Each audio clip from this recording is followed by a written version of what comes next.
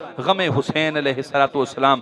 آج کی مجلس ان شہیدوں کے نام ہیں جنہیں دیکھ کر پھول شرما جاتے تھے، جو حسن اہل بیت تھے، جو حسن مدینہ تھے، بلکہ جو حسن کائنات ہیں، حضرت علی اکبر علیہ السلام، حضرت اون محمد علیہ السلام اور حضرت قاسم بن حسن علیہ السلام۔ دوستان محترم، جانتے ہو کون علی اکبر علیہ السلام؟ روایات میں آتا ہے کہ یہ بنی ہاشم کا وہ شہزادہ تھا کہ جسے دیکھ کے لوگ رسول اللہ صلی اللہ علیہ وسلم کی زیارت کیا کرتے تھے۔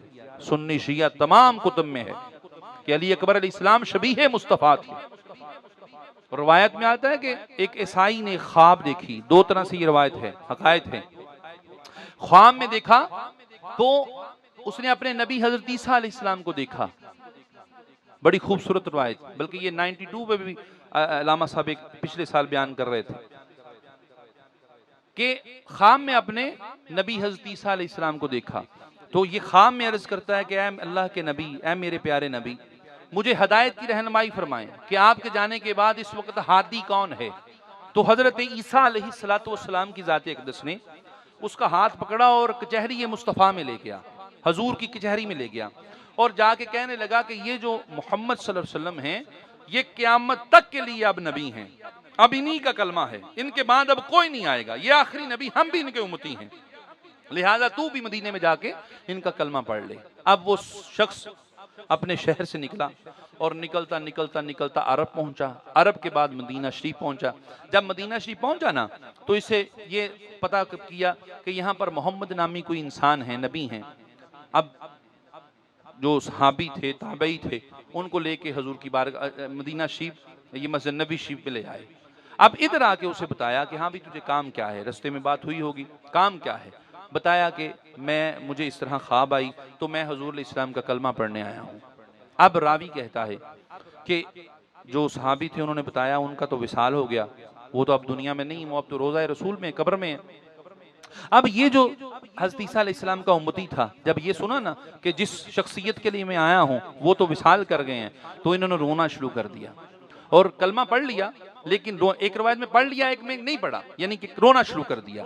اب جب رونا شروع کیا نا تو حضرت سلیمان علیہ السلام، حضرت سلیمان جنہیں حضور نے فرمایا اہل بیت منی، یہ میری اہل بیت میں سے ہے، حضرت سلیمان نے دیکھا، کہا کہ اے اجنبی رو کیوں رہا ہے؟ عرض کی کہ میں حضور کی زیارت کرنے آیا تھا، حضور کا کلمہ پڑھنے آیا تھا، لیکن سنا ہے کہ حضور دنیا سے چلے گئے، اب ان کا صرف روزہ ہے، قبر مبارکہ ہے۔ فرمایا رو نہ، میں تیرے مسئلے کا حل کرتا ہوں، تیرے مسئلے کا حل کرتا ہوں، تیرے مسئلے کا حل کرتا ہوں۔ کیا حل ہے مسئلے کا؟ اس نے ہاتھ پکڑا اور امام حسین کے دروازے پہ لے آیا۔ اب دروازے پہ آیا نا تو ایک آواز دی، السلام علیکہ یا اہل البیت، اے اہل بیت کے گھر والوں سلام ہو، انما یرید اللہ لیذہب عنکم الرجس اہل البیت ویطہرکم، اے اہل البیت اللہ نے تمہیں طاہر کیا ہے، ہر نجس کو تم سے دور کیا ہے اور اس طرح پاک کیا جس طرح پاک کرنے کا حق ہے۔ اب یہ آواز لگانے کا مطلب یہ تھا کہ کوئی اندر سے باہر آئے گا، یعنی کہ سلیمان نے ادب کا طریقہ بھی بتا دیا کہ جب اہل البیت کی بارگاہ میں جانا ہے تو کس طرح جانا ہے۔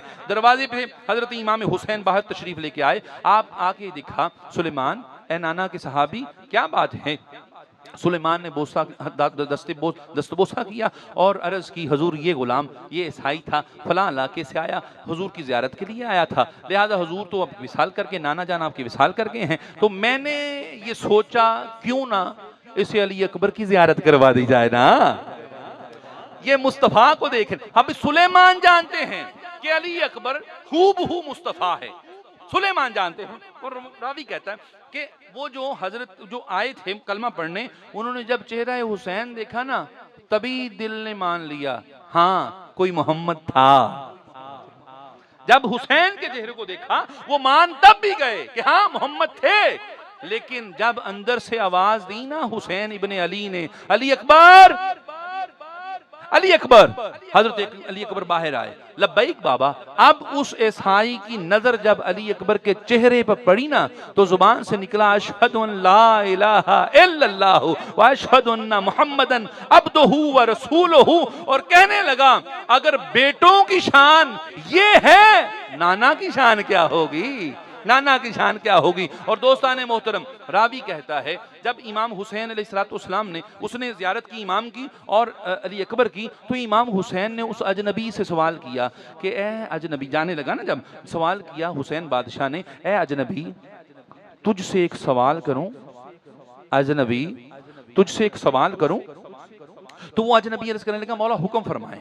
فرمایا کہ اے اجنبی یہ بتا، کیا تجھے گوارا ہے کہ اس میرے بیٹے علی اصغر کے پاؤں میں کانٹا لگے؟ پتہ نہیں حسین بادشاہ نے یہ سوال کیوں کیا۔ اے اجنبی کیا تو گوارا کرے گا کہ علی اکبر کے پاؤں میں کانٹا چبھے؟